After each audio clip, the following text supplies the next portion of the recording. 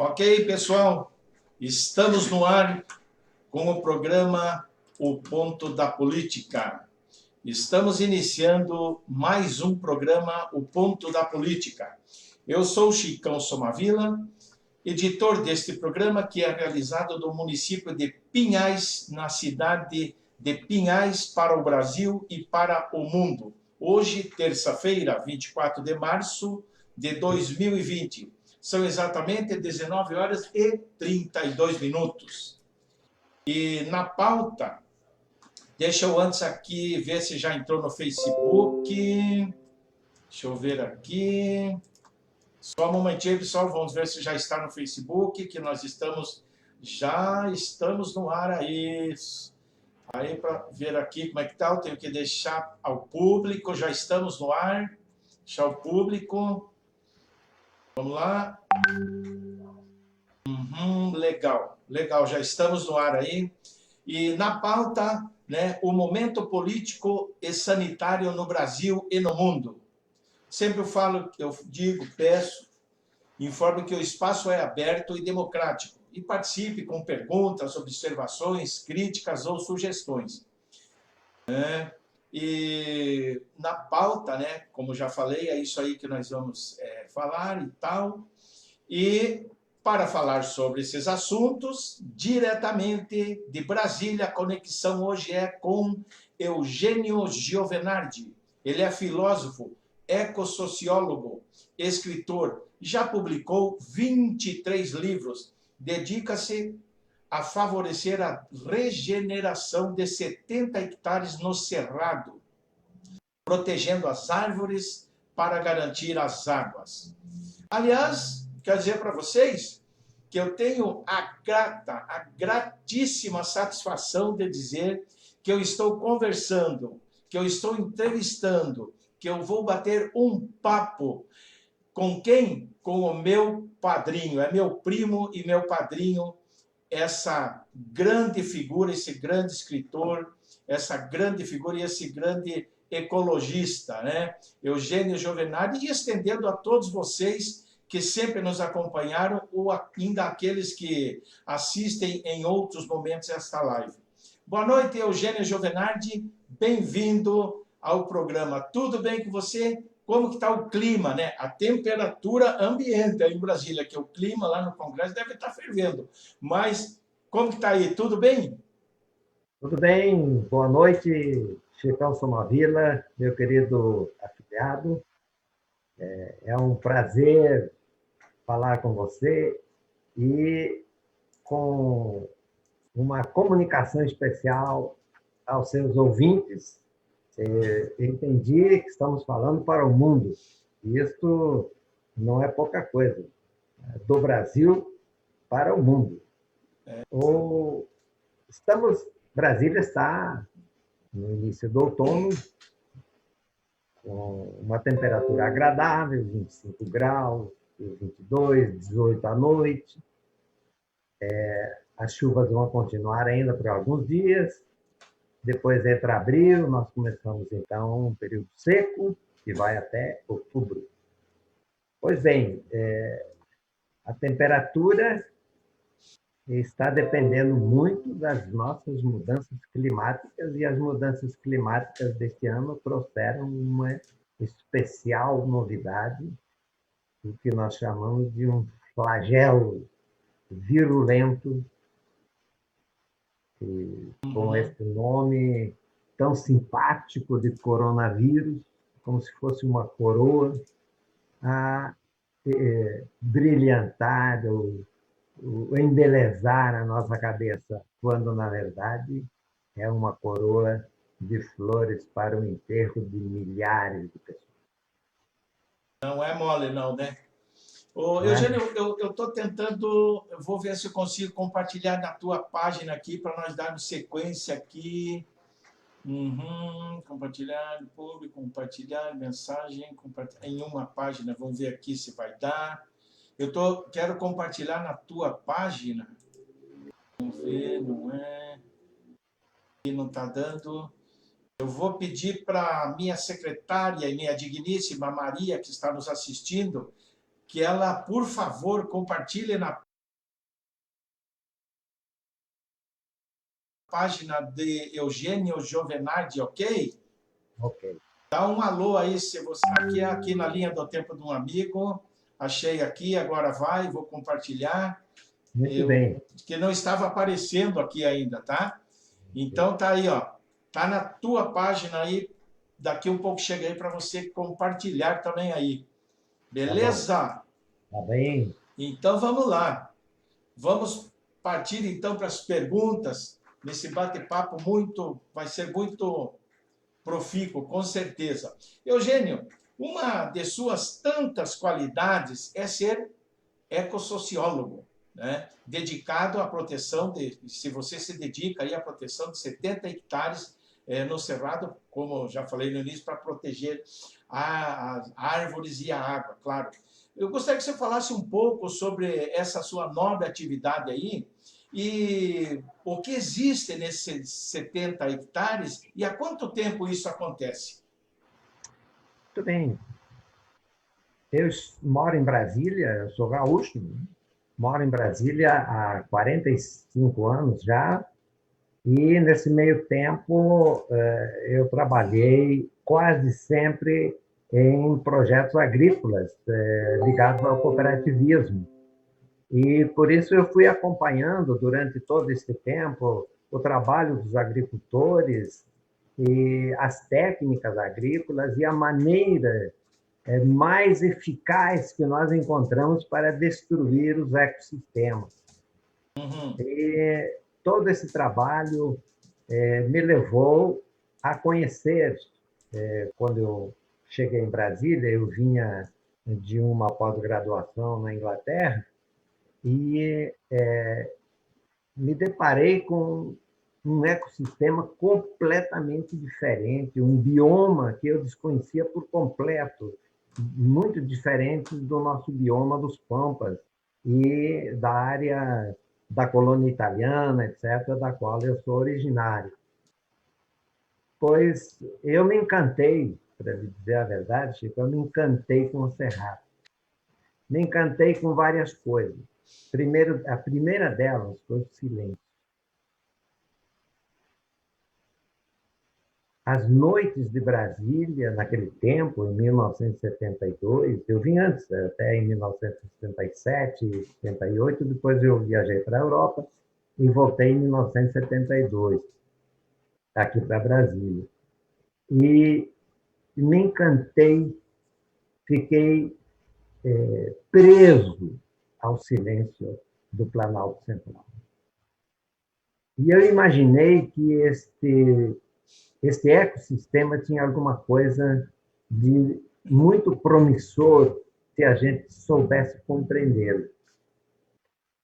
E, chegando em Brasília, naquela época, temos aqui ao redor algumas cidadezinhas antigas, como Alexânia, Abadiânia, Pirinópolis, Corumbá, e nós pensávamos encontrar ali uma casinha velha e passar os fins de semana por ali.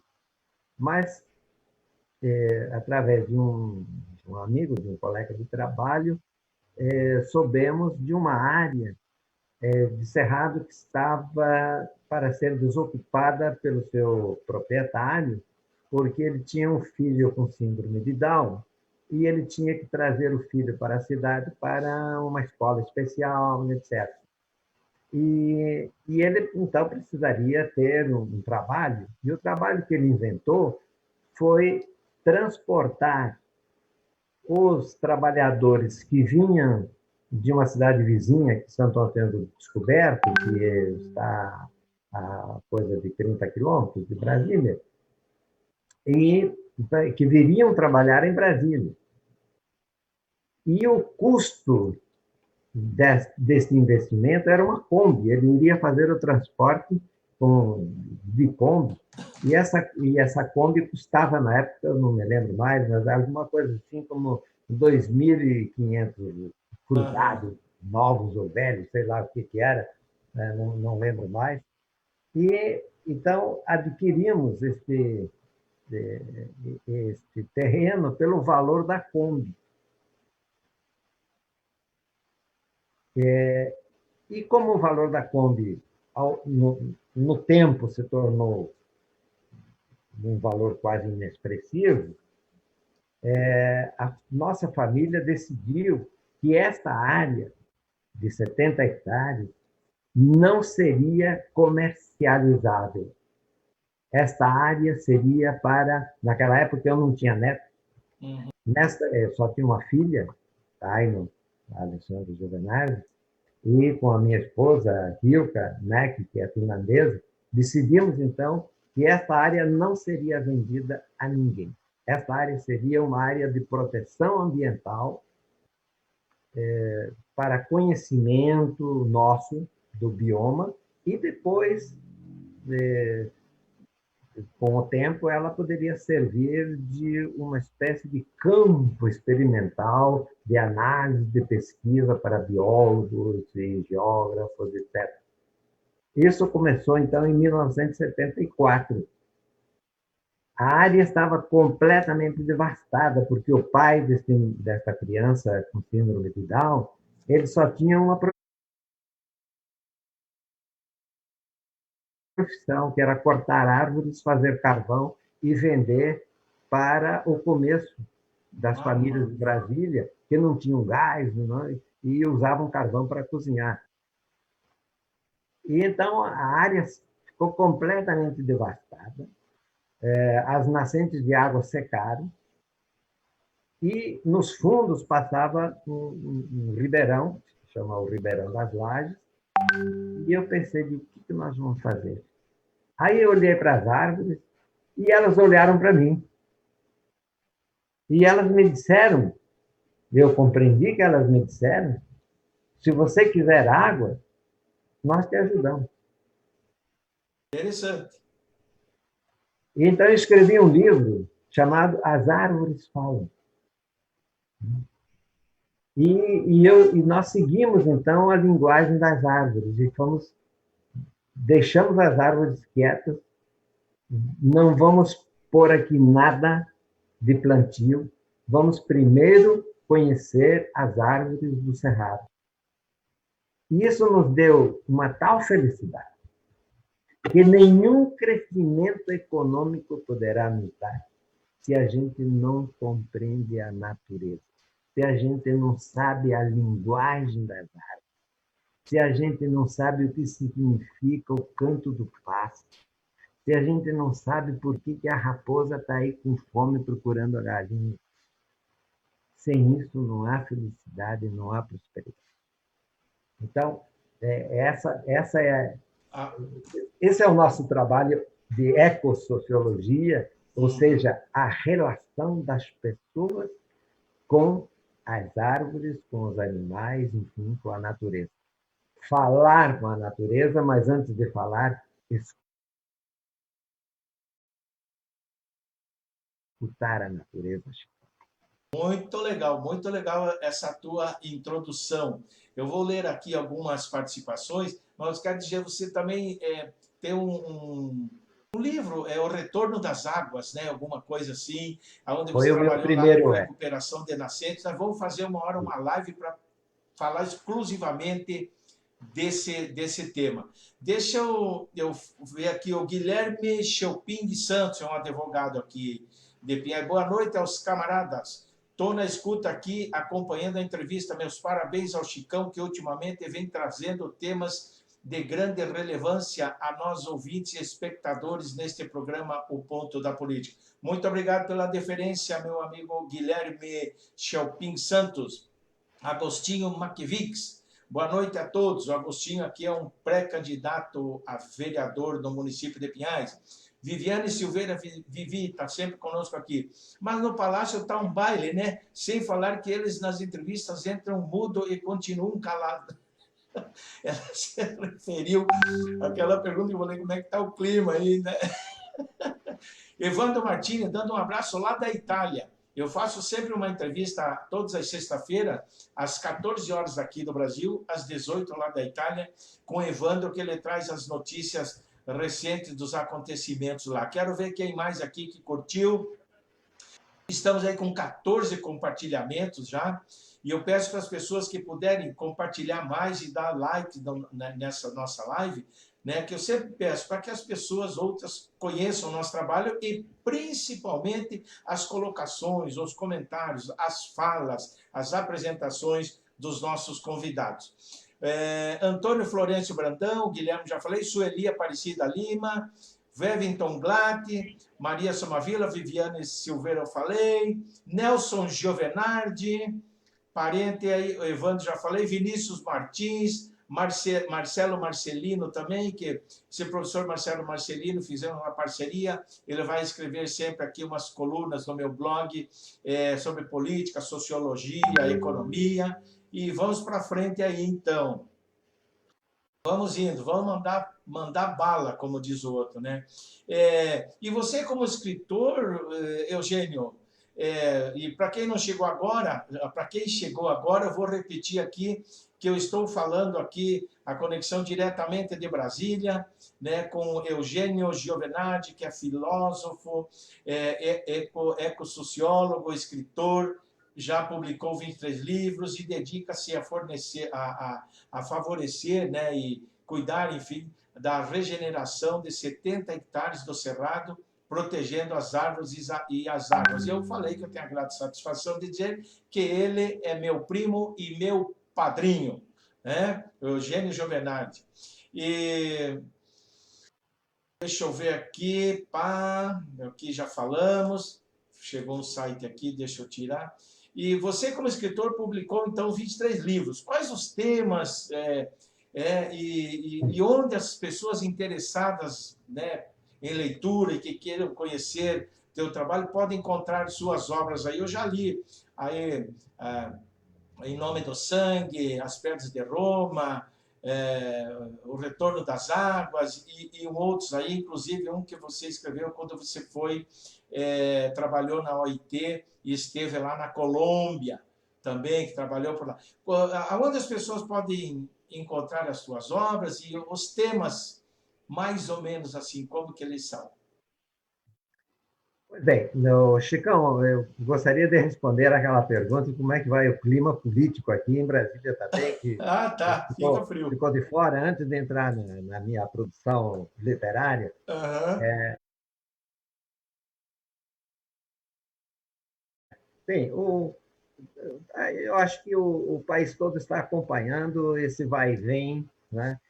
As pessoas estão como barata solta no meio de uma confusão tremenda na qual todos nós fomos surpreendidos e não há tranquilidade, não há serenidade na observação dos fatos. Por isso, todo mundo diz qualquer coisa. Aqui as pessoas se tornaram uma espécie de corpo de bombeiros desarticulado. Cada um quer apagar o seu próprio incêndiozinho sem saber como fazer e sem saber quais são as consequências. De maneira que eu pediria que esses bombeiros primeiro aprendam como os verdadeiros bombeiros. Saber como é que se apaga um fogo e também saber como é que começa um fogo. E é isso que esse pessoal não está ainda entendendo bem as coisas. Ok. Então, o clima aqui é de uma desarticulação a toda a prova. Então, é melhor até, às vezes, a gente ler um livro, sentar debaixo de uma árvore e fugir um pouco dessa desarticulação que nos está criando até um pouco de mal-estar político. Bom, então, esse é o clima, mas esse não depende de São Pedro e não depende das trovoadas, isso depende só da cabeça de cada um. Perfeito. E as trovoadas e as diferenças climáticas estão dentro da cabeça. Bom, quanto à minha obra, eu comecei contando a história, porque, como você sabe, eu fui sacerdote da Igreja Católica e deixei de ser sacerdote por vontade própria. E escrevi, então, um livro sobre isso.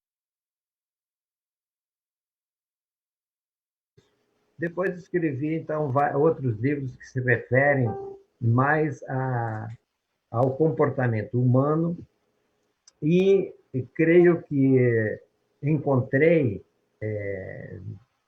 através do meu romance especial, se chama As Pedras de Roma, uma forma de contar uma história, né, com muitos detalhes, mas encarnando a pessoa, como foi o Papa Leão X.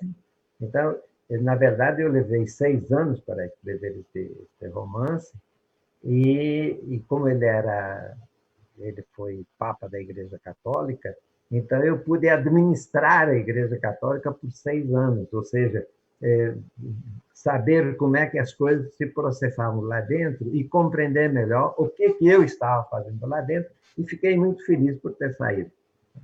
Bom, depois, algumas experiências de vida me levaram a compreender melhor a natureza. Que eu percebia que cada vez mais a gente, com a urbanização, está se separando do meio natural. Nem sabemos, na verdade, e eu até não sabia o que era um ecossistema. Eu não sabia que eu mesmo sou um ecossistema. Você, Chitão, é um ecossistema que caminha pela rua. Você tem toda a natureza dentro de você. E você reage ao tempo assim como um passarinho reage. Nós reagimos ao tempo e ao clima como uma árvore reage ao clima. Então, nesse trabalho de preservação da natureza e observando a lentidão com que uma árvore se regenera e com que um espaço se regenera, eu compreendi que é muito fácil a gente destruir a natureza. O que é difícil e lento é esperar que ela se regenere. E como nós estamos esgotando praticamente a natureza, isso tem uma realidade, e que eu vou falar dela um pouco mais adiante. Uhum. Então, a minha preocupação era em ver como é que o comportamento das árvores melhorava a situação das nascentes de água. E percebi, então, que uma chuva, como nos meses de chuva aqui, chove bem, caía em cima dessa área que eu estava protegendo, e como não tinha nada para segurar a água levava a terra embora. Tanto que nós temos terras aqui do Planalto Central que estão lá no Mar del Plata, que foram descendo, tanto assim que de Montevidéu a Buenos Aires tem uma draga que todos os dias tem que tirar a terra brasileira para os naviozinhos passarem para levar a gente de um lado para o outro. Então, você vê a gravidade quando não se conhece a natureza. Então, o que eu fiz? Bom, aqui no Planalto Central, a terra é toda ondulada, então tem muitas grotas, tem muitos caminhos de esgotamento de água que, com milhares de anos, eles ficaram bastante profundos, 2, 3 metros de profundidade. Então, eu imaginei uma coisa assim: se eu tapar essas grotas, fazer pequenas barragens nessas grotas, a água vai ficar mais tempo aqui. Se a água fica mais tempo aqui, a água se infiltra. Se a água se infiltra, ela vai encontrar as águas subterrâneas. Então, as águas subterrâneas, encontrando as águas que descem, elas sobem. Então, as nascentes vão reaparecer. Legal. E foi o que aconteceu naquele pequeno livrinho que você tem aí na sua casa, O Retorno das Águas. Tem, o Retorno das Águas foi publicado em 2 idiomas, de língua espanhol e português, porque nós tínhamos pela OIT um projeto na Colômbia, e os colombianos ficaram impressionados com isso, porque eles tinham o mesmo problema. Então, nós levamos esse projeto para a Colômbia, e eu sei que esse projeto ainda existe lá em andamento, e muitas áreas foram regeneradas. E leva o teu nome esse projeto, por sinal, né? Como? Lá na Colômbia. Leva o teu nome esse projeto, não? Exato, o projeto chama-se Projeto de Leonardo.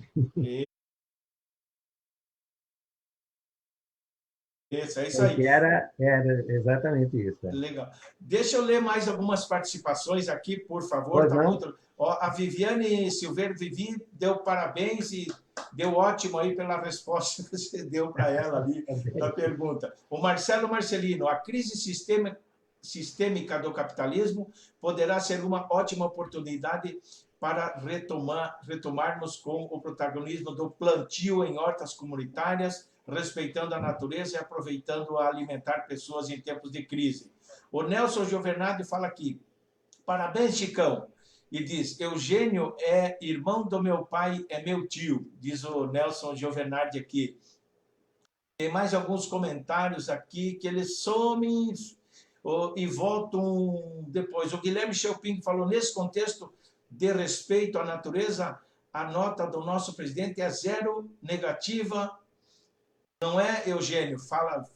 Pergunta aqui o Guilherme Schelping Santos. Deixa eu ver aqui mais alguma outra pergunta. Só quero dizer ao Guilherme Fique que ele tranquilo. ainda não chegou, que o presidente ainda não chegou ao zero. Ainda não chegou Ele no não zero. chegou ao zero ainda. Ele tem um caminho muito grande para chegar ao zero, para compreender o que é a natureza. Tem que se esforçar muito para chegar no zero. Então, Eugênio, o mundo passa por um momento sanitário muitíssimo delicado com essa pandemia, né? E vários os governos de todos os países, enfim, eles estão tomando ações, algumas atitudes. A seu ver, eles estão no caminho certo? Começaram cedo, começaram tarde? Ou como é que é? Como é que você vê isso, essas ações dos governos no mundo aí? Então, vamos dividir essa discussão em 2 pontos. Perfeito. Primeiro,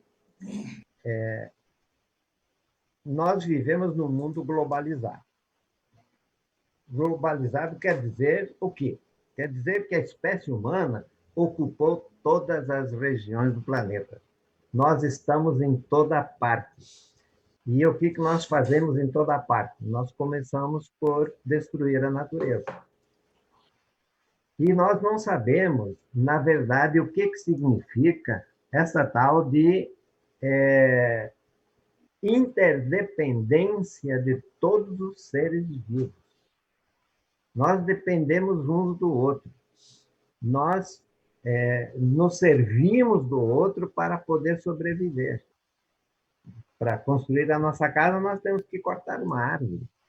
Para fazer uma macarronada, temos que ter um caldo de galinha. O gato, se quiser sobreviver, tem que comer um rato.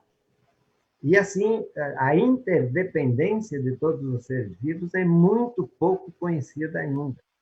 Então, em primeiro lugar, nós não sabemos dessa inter-relação que nós temos, não só a espécie humana entre ela, chinês com brasileiro, turco com espanhol. Quer dizer, nós estamos misturando todos esses DNAs, e isso faz com que a gente não... Chega um momento que a gente já não sabe mais para onde ir, não sabe mais, não compreende a gravidade da interdependência de todos os seres. Mas nós somos interdependentes, nós dependemos uns dos outros. As árvores dependem de nós e nós dependemos das árvores. Então, esse é o primeiro aspecto. Nós não podemos prever qual é o efeito dessa interdependência. As bactérias, as baratas, os vírus, os escorpiões, os mínimos seres vivos quase invisíveis. E o vírus está entre os seres invisíveis. Esse vírus, por exemplo, o V19, é 10.000 vezes menor do que a nossa capacidade de ver. Então, é impossível adivinhar que um vírus venha nos atacar, é impossível.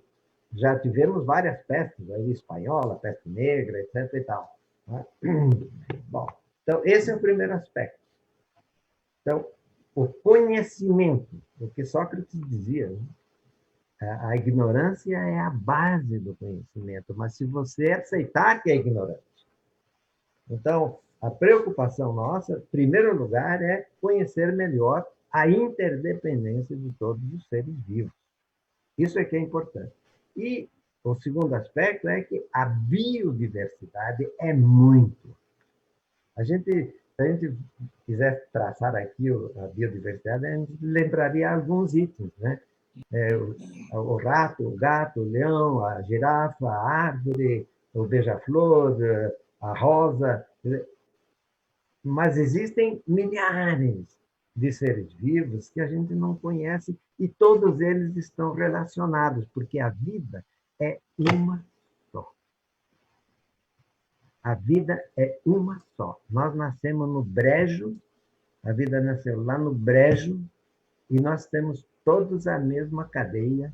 Né? E uns morrem, outros desaparecem, outros nós matamos. Então, esse é o primeiro aspecto, nós não conhecemos. O segundo aspecto é que, quando aparece o vírus,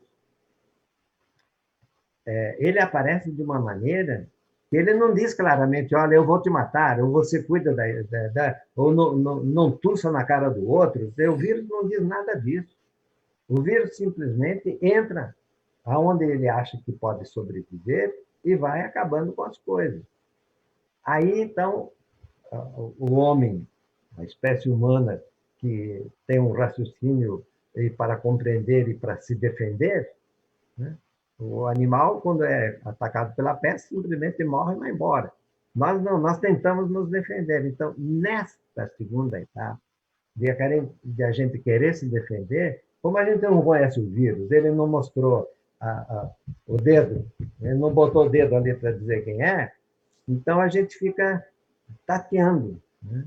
E às vezes a gente demora, parece que foi isso que aconteceu.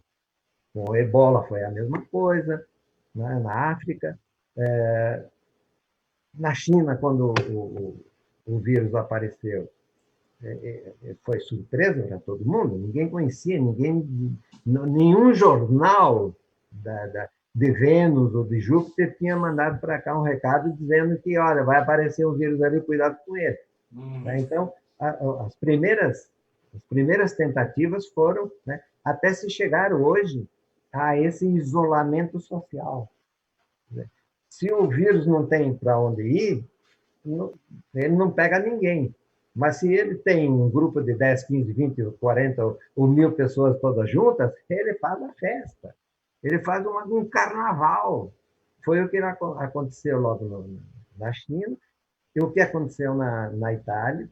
Você sabe que nós temos parentes na Itália, eu visitei os meus parentes e tenho contato com eles, e ele me disse, o meu primo, no segundo, terceiro grau, acabou de me escrever hoje dizendo que os mortos da Itália não são aqueles que estão nos jornais, que estão nas televisões. É muito mais do que isso, inclusive não se sabe o número. Por quê? Porque as pessoas não têm tempo sequer de sair de casa, morrem em casa. Tal foi, principalmente na região da Lombardia, em Bérgamo, etc., né?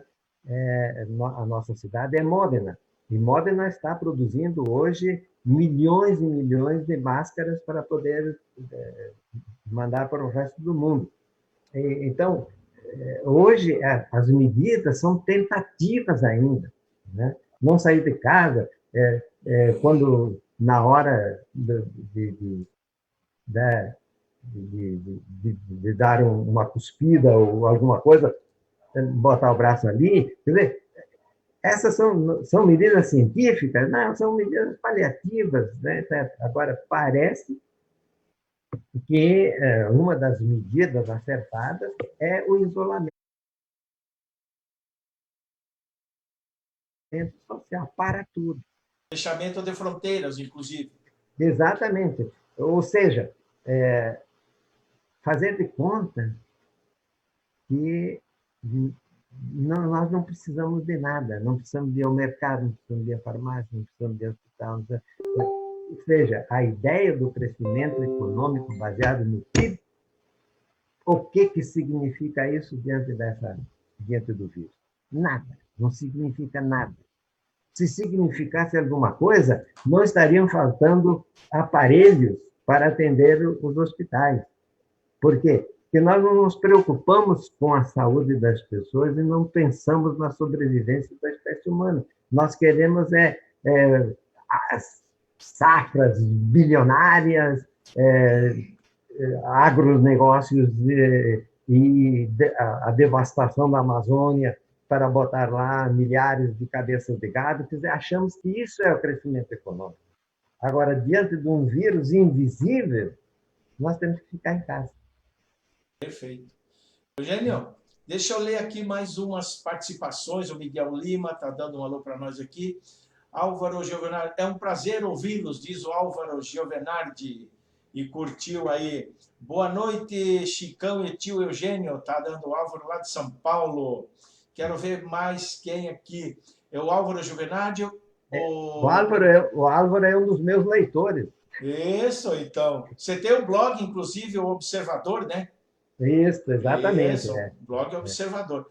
O Álvaro Giovinardi, o Misael Caetano, advogado de Curitiba, que tem um programa numa rádio, Rádio Cultura, se eu não me engano. Me desculpe se não for, Misael. O Evandro Pereira de Oliveira entrou, Marcelo Santana, Valdinei Ricardo Lima, lá dos Estados Unidos. A Andréia Marcondes também está conosco aqui. Eu agradeço a todos vocês. Por favor, deem os likes aí. E compartilhem essa live para que mais pessoas fiquem sabendo o que é o nosso convidado. Para quem chegou agora, quero dizer para vocês que eu estou falando. Manuela também entrou aqui, já vamos ver aqui.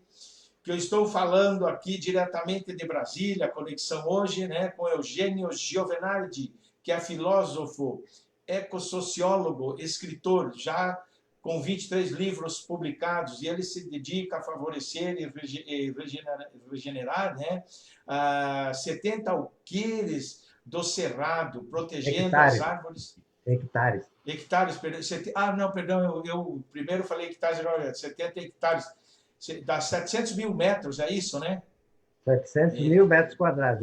Depois eu vou falar sobre esses metros quadrados. Tranquilo. E quero dizer para vocês que chegaram agora que o Eugênio Giovenardi é meu padrinho, meu primo e meu padrinho, né? Eu tenho essa grata satisfação de poder conversar com ele aqui.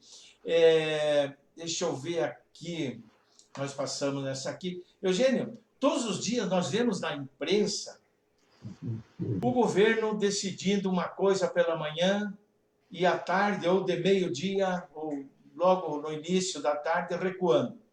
Eu não vou me estender muito, mas vou falar apenas de uma, da medida provisória 927, foi ontem, parece,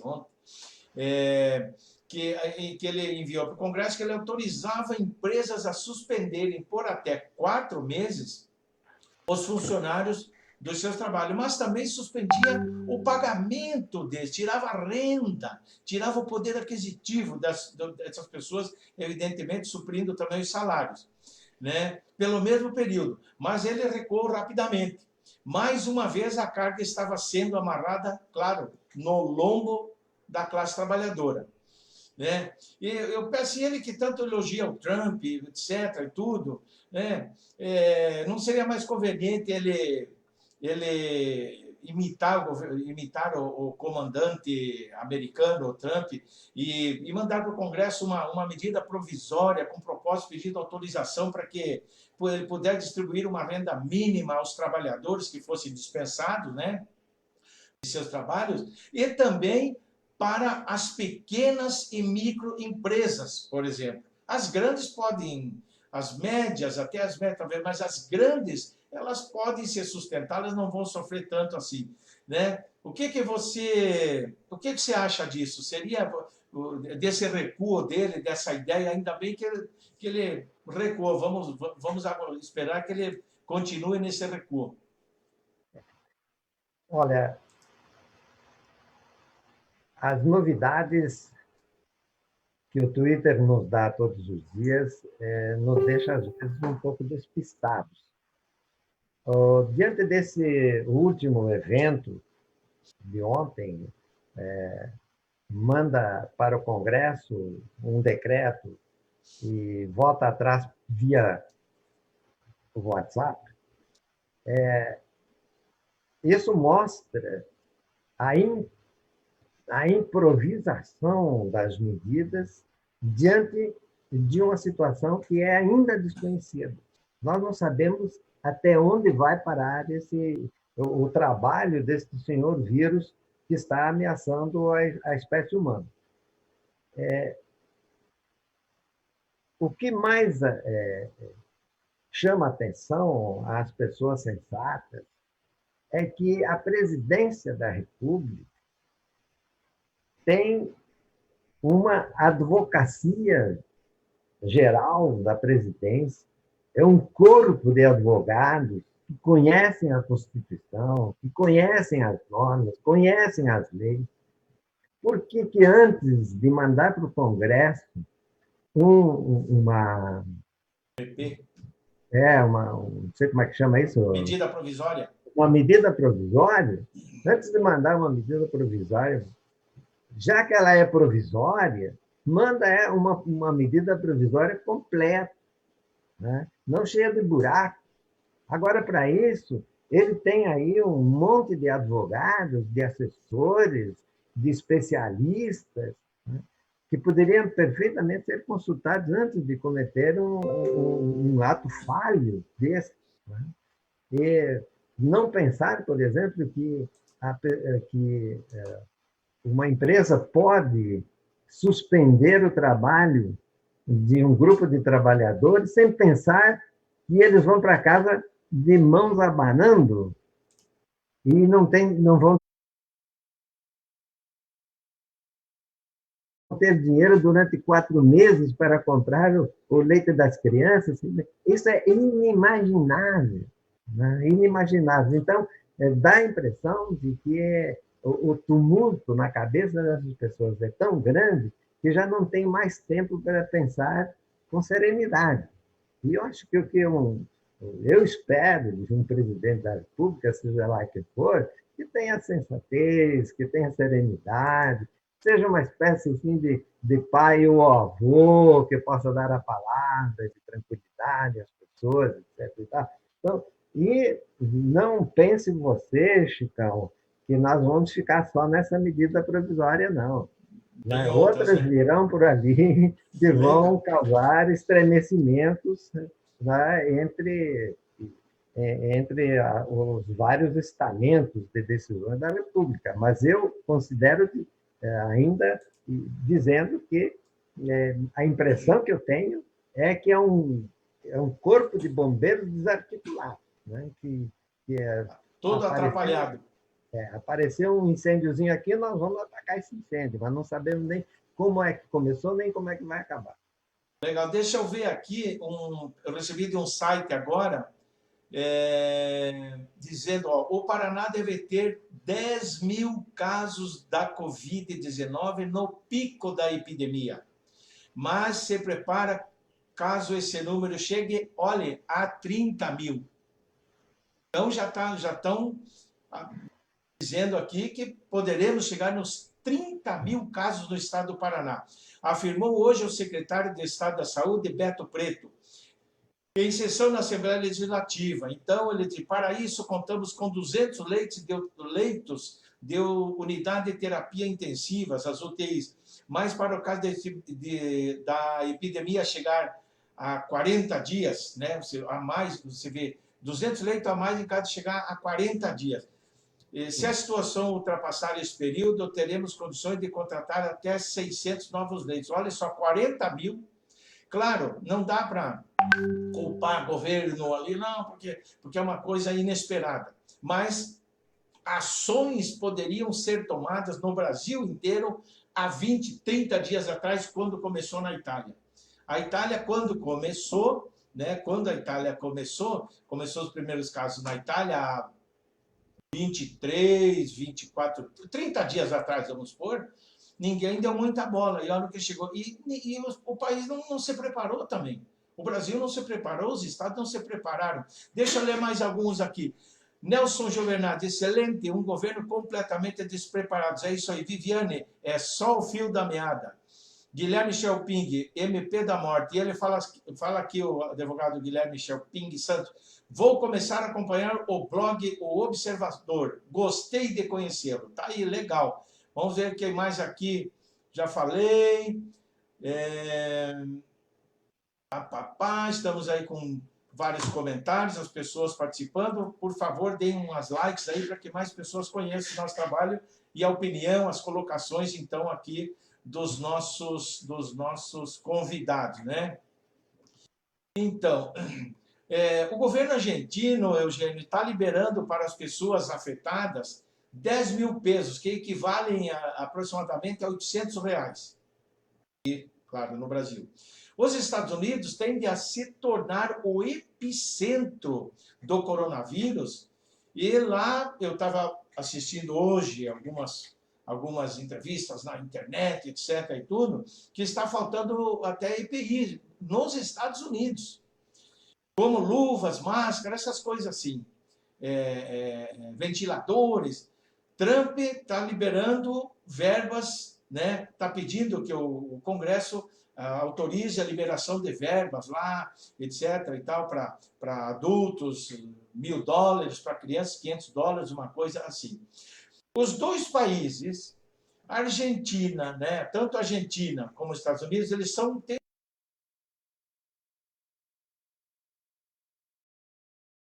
foi o mesmo modelo de assistência econômica neste momento. Muito interessante e muito importante. Mas eu pergunto, isso pode ser tomado como um indicador